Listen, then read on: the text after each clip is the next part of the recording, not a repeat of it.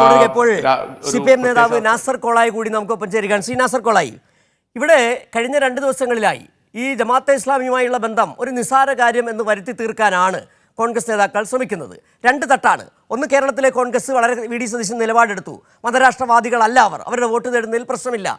ഇവിടെ വളരെ നിരീക്ഷിക്കേണ്ട, കൃത്യമായ നിലപാടെടുക്കേണ്ട വിഷയങ്ങളുണ്ട്. RSSന്റെ ഗോൾവാൾക്കർ വിചാരധാരയിൽ പറഞ്ഞ ഹിന്ദുരാഷ്ട്ര സങ്കല്പം സമാനമാണ് മൗദൂദി ഇസ്ലാമിക രാഷ്ട്രീയ സിദ്ധാന്തത്തിൽ പറയുന്ന ഇസ്ലാമിക രാഷ്ട്രവും. അതേ ജമാഅത്തെ ഇസ്ലാമി അവരുടെ വെൽഫെയർ പാർട്ടിയുടെ വോട്ട് തേടുമ്പോൾ കോൺഗ്രസ് മതനിരപേക്ഷ നിലപാടുള്ളവർക്ക് നൽകുന്ന സന്ദേശം എന്താണ്? കോൺഗ്രസ് ദേശീയ നേതൃത്വം ഇതുവരെ മറുപടി പറയാതിരിക്കുന്നത് എന്താണ്? നാസർ കോളായി, ജമാഅത്തെ ഇസ്ലാമിയെ സംബന്ധിച്ചിടത്തോളം വളരെ കൃത്യമാണ്. അവരുടെ ഭരണഘടനയിൽ തന്നെ എഴുതി വെച്ചിട്ടുള്ള കാര്യം വായിച്ചാൽ നമുക്ക് കൃത്യമായി മനസ്സിലാവാം. അവർ മതരാഷ്ട്രവാദികളാണ്. ഉക്കൂമത്തെ ഇലായി എന്ന ആശയത്തോടു കൂടി ചേർന്ന് നിൽക്കുന്നവരാണ്. അവരുടെ നേതാവ് മൗദൂദി, അദ്ദേഹത്തിന്റെ ഒരു പുസ്തകമുണ്ട്, ചിന്തയും പ്രസ്ഥാനവും. അതിലെ പേജ് 20 പറയുന്നത് ഉപഭൂഖണ്ഡത്തിന്റെ സ്വാതന്ത്ര്യ പ്രസ്ഥാനത്തിൽ ദേശീയവാദികൾ എന്ന് പറയുന്ന മുസ്ലിങ്ങൾ വഹിച്ച പങ്കാണ് ഏറ്റവും നിന്ദ്യമായിട്ടുള്ളത്. അവർ മുസ്ലിം ജനതയെ ഹിന്ദുക്കളുടെ കീശയിലേക്ക് എത്തിച്ചു കൊടുത്തു. അവരുടെ ലക്ഷ്യം ജനാധിപത്യ ഏകീകൃത ഇന്ത്യയുടെ മതസ്വാതന്ത്ര്യമായിരുന്നു. അതുകൊണ്ട് വെള്ളക്കാരിൽ നിന്ന് ഹിന്ദുക്കളുടെ നേതൃത്വത്തിലേക്ക് കൊടുക്കുന്നതാണ് സ്വാതന്ത്ര്യ സമരം. അതിൽ പങ്കെടുക്കേണ്ടതില്ല. ഇത് തന്നെയാണ് RSSന്റെ നേതാവും പറഞ്ഞിട്ടുള്ളത്.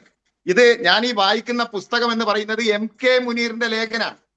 MK മുനീർ എഴുതിയ വരികളാണ് മൗദൂദിയെ ഉദ്ധരിച്ചുകൊണ്ട്. വളരെ കൃത്യമായിട്ട് അതിൽ പറയുന്നു, ഇന്ത്യൻ സ്വാതന്ത്ര്യ സമരത്തിൽ പോലും പങ്കെടുക്കേണ്ട എന്ന് മൗദൂദി പറയുന്നു. ഇത് തന്നെയല്ലേ RSSും പറഞ്ഞിട്ടുള്ളത്? നമ്മൾ ബ്രിട്ടീഷുകാരോടെതിരെ അല്ല പോരാടേണ്ടത്, നമ്മൾ കമ്മ്യൂണിസ്റ്റുകാർക്കും മുസ്ലിങ്ങൾക്കും ഹിന്ദുക്കൾക്കും എതിരെയാണ് പോരാടേണ്ടത്. വളരെ കൃത്യമാണ്. അപ്പോ ഒരു രാഷ്ട്രീയ അജണ്ടയും ഇതുവരെ ജമാഅത്തെ ഇസ്ലാമി മാറ്റിയിട്ടില്ല. പക്ഷേ ഇന്നലെ VD സതീശൻ പറയാൻ അവർക്ക് മുങ്ങിത്തായുന്ന നേരത്തെ ഒരു കച്ചിത്തുരുമ്പ് ആരെയും കൂട്ടുപിടിക്കാത്ത തെരഞ്ഞെടുപ്പിൽ എന്നുള്ളതാണ്. VD സതീശൻ ഇന്നലെ പറഞ്ഞു ജമാഅത്തെ ഇസ്ലാമി അവരുടെ രാഷ്ട്രീയ നിലപാടുകൾ മാറ്റിയിട്ടുണ്ട്. ഇതിന് മറുപടി CPM പറഞ്ഞത് അവർ ഗണിക്കണ്ട. കാരണം CPM ഒരു രാഷ്ട്രീയ പാർട്ടിയാണ്. കേരളത്തിലെ മുസ്ലിങ്ങളിൽ 70% വരുന്ന സുന്നി വിഭാഗമുണ്ട്. ആ സുന്നി വിഭാഗത്തിന്റെ എല്ലാ നേതാക്കളും ഇന്നലെ പറഞ്ഞു കഴിഞ്ഞു VD സതീശനോട് അപകടമാണ്. ജമാഅത്തെ ഇസ്ലാമി അവരുടെ നിലപാട് മാറ്റിയിട്ടില്ല. അത് മതരാഷ്ട്രവാദമാണ്. കമ്മ്യൂണിസ്റ്റുകാരല്ല പറയുന്നത്. കേരളത്തിലെ മുസ്ലിം ജനസംഖ്യയിലെ ഭൂരിപക്ഷം വരുന്ന സുന്നികൾ, അത് കഴിഞ്ഞ് TP അബ്ദുള്ളക്കോയ മദനി അടക്കമുള്ള മുജാഹിദ് നേതാക്കളും ഇന്നലെ കൃത്യമായി പറഞ്ഞു കഴിഞ്ഞു ജമാഅത്തുമായി കൂട്ടുപിടിക്കുന്നത് അപകടമാണ്. നിങ്ങളിപ്പോ നോക്കൂ, VD സതീശൻ എന്താ പറഞ്ഞിട്ടുള്ളത്? ജമാഅത്തെ ഇസ്ലാമി അവരുടെ നിലപാട് മാറ്റി. എനിക്ക് VD സതീശനോട് ഒറ്റ കാര്യമാണ് ചോദിക്കാനുള്ളത്. VD സതീശന്റെ പാർട്ടിയുടെ പേര് ഇന്ത്യൻ നാഷണൽ കോൺഗ്രസ് എന്നാണ്. എന്റെ പാർട്ടിയുടെ പേര് communist party of India Marxist എന്നാണ്. UDFന്റെ കൂടെ നിൽക്കുന്ന സഖ്യകക്ഷിയുടെ പേര് ഇന്ത്യൻ യൂണിയൻ മുസ്ലിം ലീഗ് എന്നാണ്. ഇന്ത്യ ഭരിക്കുന്ന പാർട്ടിയുടെ പേര് ഭാരതീയ ജനതാ പാർട്ടി എന്നാണ്. ഞാൻ പറഞ്ഞ കാര്യം ഇതാണ്, എല്ലാ പാർട്ടിയും ഭാരതം എന്ന് പറഞ്ഞാലും ഇന്ത്യ എന്ന് പറഞ്ഞാലും ഇന്ത്യ എന്നൊരു രാജ്യത്തെയാണ് പാർട്ടികൾ സൂചിപ്പിക്കുന്നത്. ജമാഅത്തെ ഇസ്ലാമിയെ വിളിക്കുന്നത് അവരുടെ ഭാഷയിൽ ജമാഅത്തെ ഇസ്ലാമി അൽ ഹിന്ദ് എന്ന് പറഞ്ഞാൽ അതിന്റെ മലയാളത്തിൽ പറഞ്ഞാൽ ഇന്ത്യൻ ജമാഅത്തെ ഇസ്ലാമി എന്നാണ്. VD സതീശനോട് ഒറ്റ ചോദ്യം, ജമാഅത്തെ ഇസ്ലാമിനോട് ഒറ്റ ചോദ്യമേ ഉള്ളൂ. നിങ്ങൾക്ക് ഇന്ത്യയിലാകെ ഇന്ത്യയിലെ എല്ലാ സംസ്ഥാനങ്ങളിലും ഇന്ത്യൻ ജമാഅത്തെ ഇസ്ലാമിയാണോ? അല്ല. എന്താ കാരണം? കാശ്മീർ എന്ന് പറയുന്ന രാജ്യത്ത് ജമാഅത്തെ ഇസ്ലാമിക്ക് മറ്റൊരു ജമാഅത്തെ ഇസ്ലാമിയാണ്. ഇത് പ്രബോധനത്തിന്റെ 50ാം വാർഷിക പതിപ്പിൽ പ്രബോധനത്തിൽ വന്ന ലേഖനാണിത്. ഈ ലേഖനത്തിൽ പറയുന്നു കാശ്മീർ ജമാഅത്തെ ഇസ്ലാമി വേറെയാണ്. മൗലാന അബുല്ലൈസ് ഇസ്ലാഹിയുടെ നേതൃത്വത്തിലാണ് ഇന്ത്യൻ ജമാഅത്തെ ഇസ്ലാമി ഉണ്ടാക്കിയതെങ്കിൽ കേണൽ അബ്ബാസിയുടെ നേതൃത്വത്തിലാണ് കാശ്മീരി ജമാഅത്തെ ഇസ്ലാമി ഉണ്ടാക്കിയത്. എന്റെ വാദം അതല്ല. ആ കാശ്മീരി ജമാഅത്തെ ഇസ്ലാമിന്റെ നിലപാട് എന്താണ്? കാശ്മീരി ജമാഅത്തെ ഇസ്ലാമി പറയുകയാണ് ഞങ്ങൾക്ക് സ്വന്തമായി 2 തീവ്രവാദി ഗ്രൂപ്പുകളുണ്ട്. നമ്മൾ പറയല്ലോ എനിക്കൊരു കാറുണ്ട്, ജീപ്പുണ്ട് എന്നൊക്കെ പറയുന്നത് പോലെ തായ്വരയിലെ ഭീകരവാദി പ്രവർത്തനം ശക്തിപ്പെട്ടതിന് ശേഷം ജമാഅത്തെ ഇസ്ലാമിയുടെ സ്വാധീനം വർദ്ധിച്ചിട്ടുണ്ട്. ഹിസ്ബുൽ മുജാഹിദീൻ ജമാഅത്തെ ഇസ്ലാമി അനുകൂല ഗ്രൂപ്പാണ്. അള്ളാ ടൈഗേഴ്സ് എന്ന ഒരു സംഘടനയും ഞങ്ങൾക്കുണ്ട്. കഴിഞ്ഞില്ല. വിവിധ തീവ്രവാദി ഗ്രൂപ്പുകളെ ഏകോപിപ്പിക്കുന്നതിനായി ജമാഅത്തിന്റെ പങ്ക് പ്രധാനമാണ്. നാസർ കൊളായി അല്ല പറയുന്നത്, CPM അല്ല പറയുന്നത്.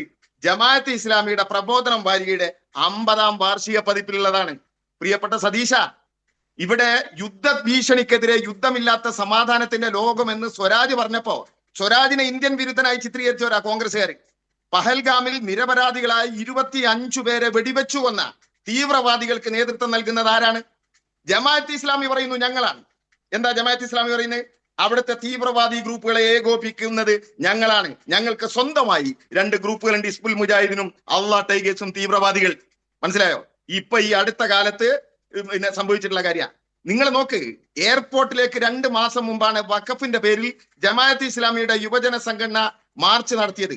ആ മാർച്ചിന്റെ മുമ്പിൽ പിടിച്ച ചിത്രം ആരുടേതാണ്? ഹസനുൽ ബന്നയുടെ ചിത്രം, സയ്യിദ് കുത്തുബിന്റെ ചിത്രം. ആരാ സയ്യിദ് കുത്തുബ്? ആരാണ് ഹസനുൽ ബന്ന? ലോകത്തിലെ തീവ്രവാദി ആശയങ്ങൾ അടിത്തറയിട്ടവരാണ് ഇവര് രണ്ടുപേരും. ഇവര് രണ്ടുപേരുടെയും പുസ്തകങ്ങളോ ഒരു വരിയോ ലോകത്തെ മുസ്ലിം രാജ്യങ്ങളിൽ കാണിക്കാൻ പാടില്ല. സൗദി അറേബ്യയിലാണ് ജമാഅത്ത് ഇസ്ലാമി ഈ ജാഥ നടത്തുന്നെങ്കിൽ ജാഥ നടത്തിയ ഒറ്റ മനുഷ്യനും പിന്നെ പുറം ലോകം കാണൂല. കാരണം ജമാഅത്ത് ഇസ്ലാമി നിരോധിക്കപ്പെട്ടതാണ്. ഹസനുൽ ബന്നെ എന്തിനാ തൂക്കിക്കൊന്നത്? ജമാൽ അബ്ദുൽ നാസർ, നമുക്കറിയാലോ, ചേരിചേരാ സഖ്യത്തിന് ജവഹർലാൽ നെഹ്റു, ജനറൽ ടിറ്റോ, ജമാൽ അബ്ദുൽ നാസർ നേതൃത്വം നൽകിയിരുന്നു.